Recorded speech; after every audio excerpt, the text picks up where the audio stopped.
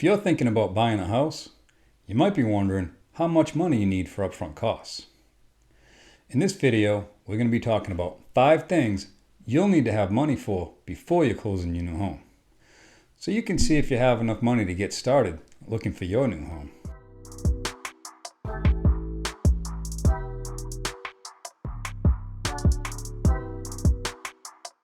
Hey everybody, welcome to Real Estate with Craig. This is Craig with Keller Williams Real Estate here in beautiful Massachusetts.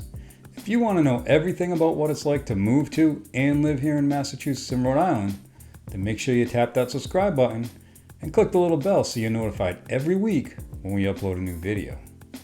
And if you're thinking about relocating or moving anywhere in Massachusetts or Rhode Island, make sure you reach out. We get calls, texts, and emails every day from people wanting to move to and relocate here in Massachusetts and Rhode Island, and we absolutely love it. So how much do you need to buy a home? Well, when you're buying a home, there are going to be some costs that you may not be factoring in that you'll need to cover from the time of the accepted offer all the way to the closing. So the first thing you'll need to have money for is the earnest money. Now here in Massachusetts, the earnest money deposit could be between 2 and 5% of the purchase price. For example, if you're buying a $400,000 house, then your earnest money could be between $8,000 and $20,000. But the good news is that your earnest money deposit will be credited towards your down payment and closing costs.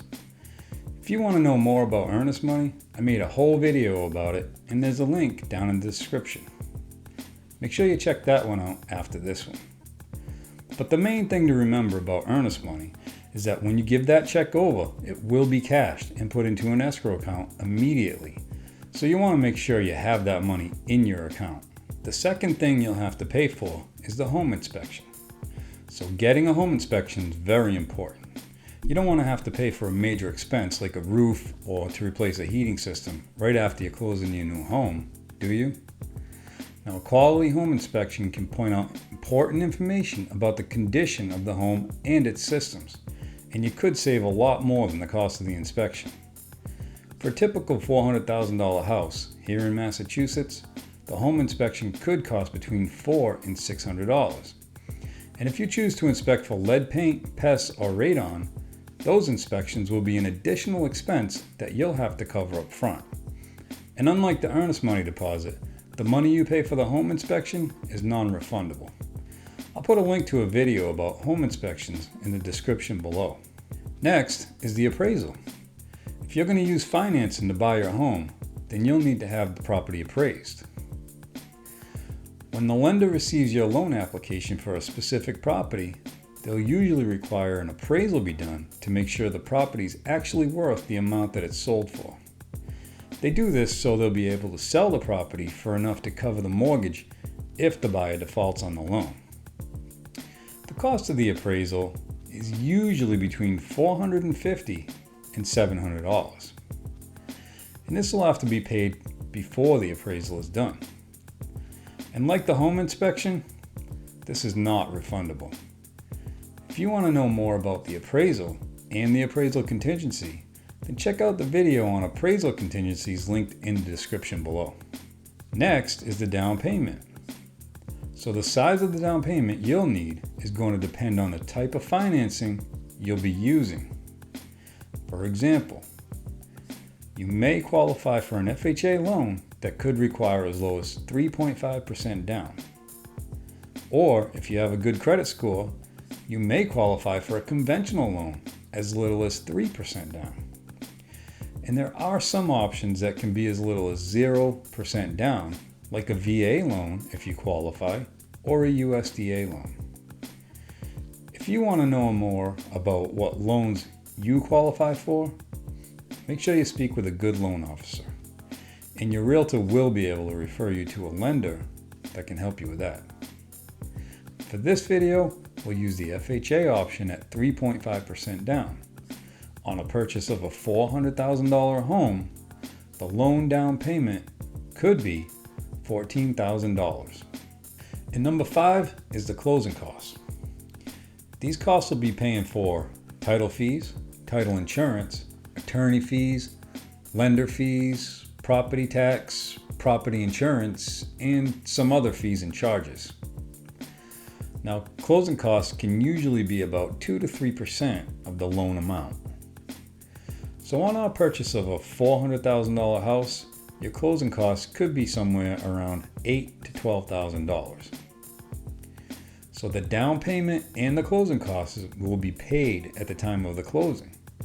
Usually they're wired in the day before or the morning of the closing. Okay, so first is our earnest money deposit. So 2% of $400,000 is $8,000. Next is a home inspection. And we remember that it can be between $400 and $600. So we'll add $500 and that brings our total to $8,500. Next is the appraisal. And we said it could be between $450 and $700. So we'll add $600 and that brings our total to $9,100. Now onto the down payment. So 3.5% of $400,000 is $14,000. But wait, remember that $8,000 we put down for earnest money? Well, like I said earlier, that will go toward our down payment. So we will subtract the $8,000 from our $14,000 payment.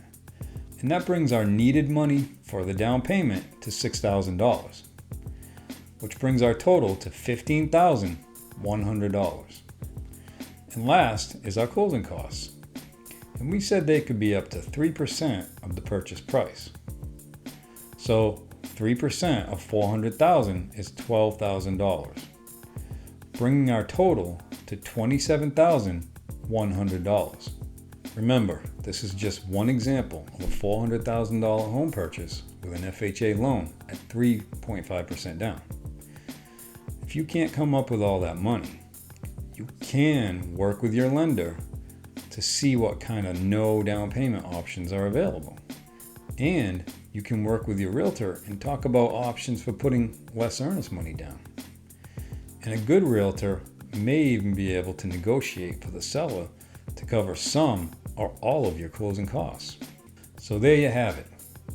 Now remember, make sure you're working with a good realtor and mortgage professional.